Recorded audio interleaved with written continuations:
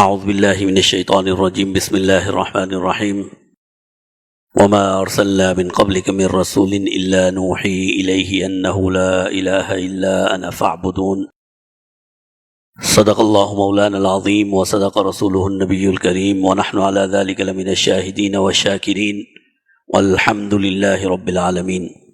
نافرمانی، برے اعمال، اس کا مقابل اور اس کی ضد ہے اعمال صالحہ اور نیکی۔ نیکی ایک ایسا عمل ہے جو انسان کی دنیا کو سنوار سکتا ہے۔ اللہ فرماتے ہیں من عمل صالحا من ذکر او انثی وهو مؤمن فلنحیینہ حیاتا طیبہ۔ جس نے نیک عمل کیے، چاہے مرد ہو یا عورت، ایمان کی حالت میں نیک اعمال کیے، فلنحیینہ حیاتا طیبہ، ہم اسے بہترین زندگی عطا کرتے ہیں، اس کو حیات طیبہ عطا کریں گے، اور پھر آخرت میں اس کے اعمال کا بہترین بدلہ اسے عطا فرمائیں گے۔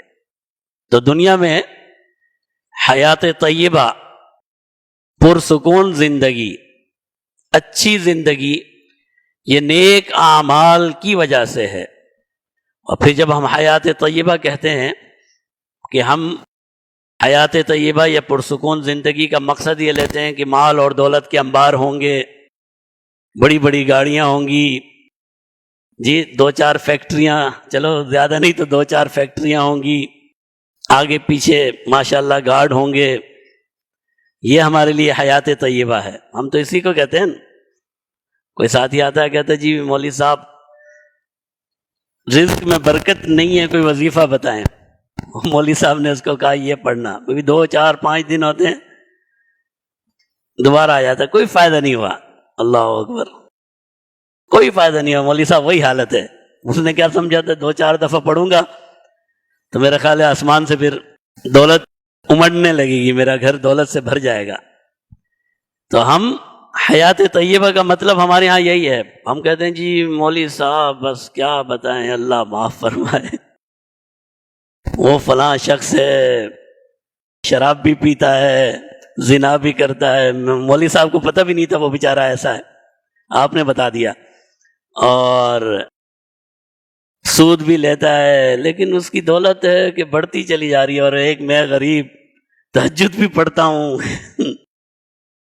قرآن کی تلاوت بھی کرتا ہوں، ظہر کے بعد مغرب کے بعد سورہ واقعہ بھی پڑھتا ہوں، لیکن بات بن نہیں رہی، میں وہیں کا وہیں ہوں۔ تو ہم نے اچھی زندگی کا اپنا مفہوم نکال رکھا ہے۔ ہمارے نزدیک اچھی زندگی کیا ہے